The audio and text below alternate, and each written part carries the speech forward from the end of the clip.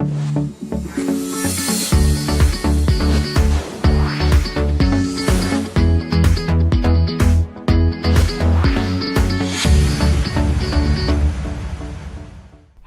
and welcome to our show.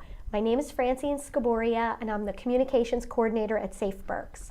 We are a nonprofit located in Reading and we serve survivors of domestic violence and sexual assault. We also provide education to the community to prevent these crimes. And I want to welcome our guest today.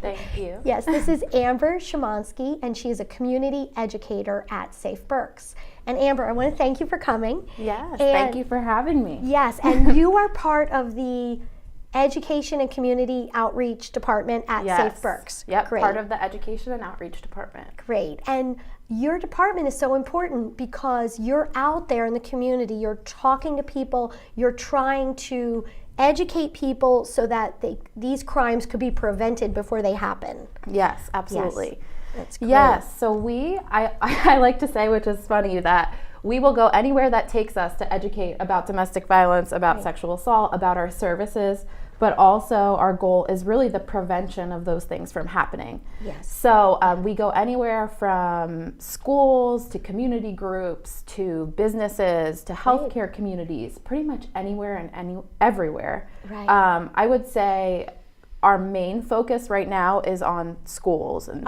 specifically middle schools. Okay. So, yeah. Oh, that's great. So like a 6th, 7th, 8th grade kind of usually area? 6th, 7th, 8th. I mean, I'm in a lot of high schools as well. But 7th grade is kind of like a target for right now.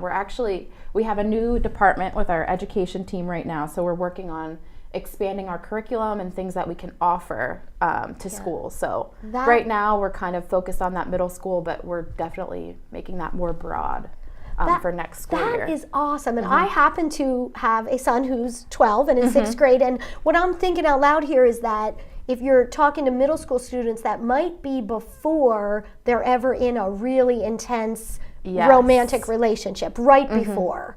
So, yeah, and that's why we strive to do like that middle school, even if we could start doing elementary school, and we hope to start doing elementary school, to not specifically talk about relationships, but to talk about boundaries and things like that. But middle school, yes, it's so important to talk about relationships because we know that people develop their relationship skills early on because it's from what they see.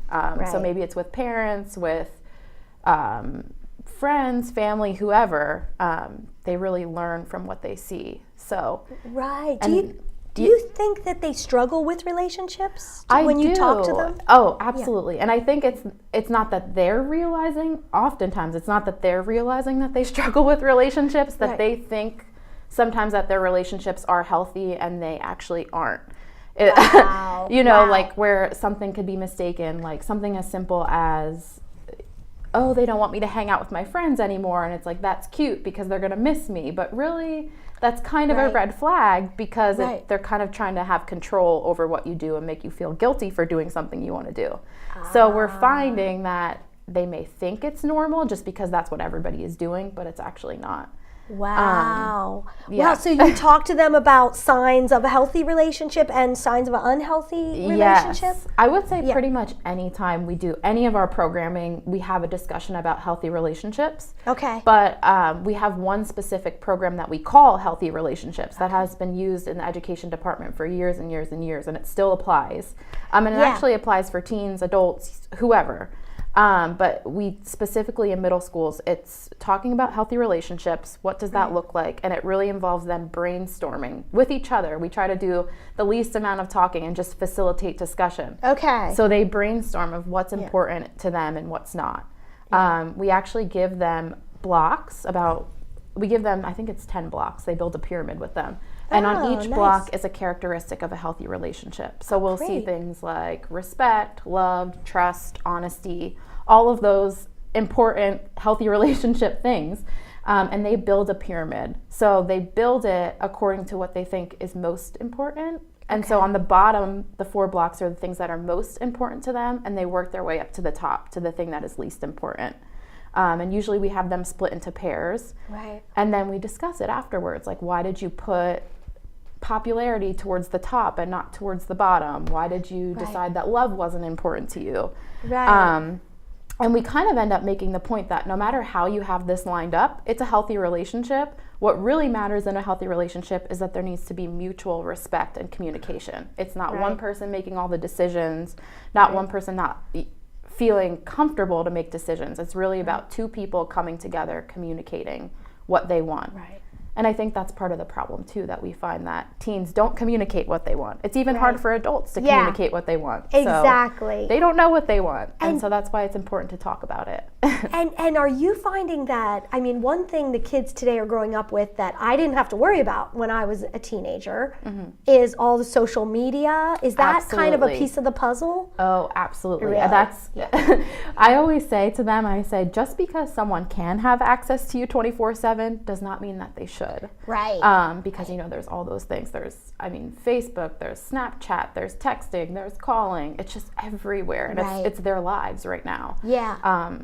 And it's also, on the flip side, makes it easier for people to control you because they could see what you're doing and who you're talking to and where you're going and all of that. So it definitely plays a huge part in the discussion. Yeah, so it's part of what they have to have a healthy boundary is in every part of their life, including their social media life. Absolutely. Wow. Yeah, so sometimes even the discussion will come up about like, oh, well, if it's your boyfriend, you should trust them so you can share your password with them. And it's like, it may not be good to share your password with anyone because that can change in the matter of hours. Like, we don't know, So it's just things like that you don't think of right away, but that is could great. be a warning sign. Yeah, that is great. You're having those discussions, and I saw this handout that Safe Berks had, this red flags of abuse, and this was really interesting to me because I had never really thought about it and read a whole list, and it's some of the things that they say to warn, and I think would these things work for teenagers too and college students? Okay. Yeah, so red flags pretty much means a warning sign that something in your relationship could be unhealthy or even abusive.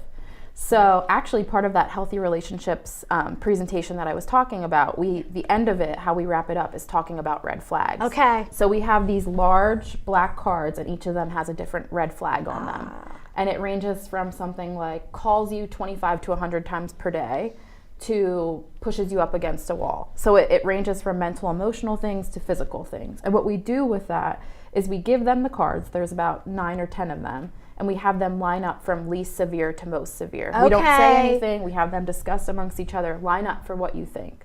Right. Most of the time, they put the mental and emotional stuff first, and then it leads to the physical stuff. Okay. Not that that's not right, because the physical stuff is obviously more physically dangerous, but the mental and emotional stuff is oftentimes much, much worse for people to get over and to get through. Really? So we talk about, so yes, you might not think someone showing up where you're at is a big deal and it's not dangerous, but the bottom line is control. So all of these things are about control. So all of these things could potentially be abusive because that's what abuse is about. It's about power and control. Interesting. And many people don't realize that. They think, oh, it's someone that's angry or stressed out. It's about someone wanting to have control over you and feeling entitled to have that control over you. And it seems like sometimes that effort to control can be seen as kind of a compliment because it's attention. Absolutely. But if the person is saying to someone, I don't want you to see your family anymore, I don't want you to see your other friends, I don't want you to engage in your hobbies, those are really red flags. Yes, absolutely. Yeah, and that's probably one of the first things that I think happens in controlling relationships. It's someone isolating you from your friends and family. And it's not in the way that don't hang out with your family anymore, I won't talk to you.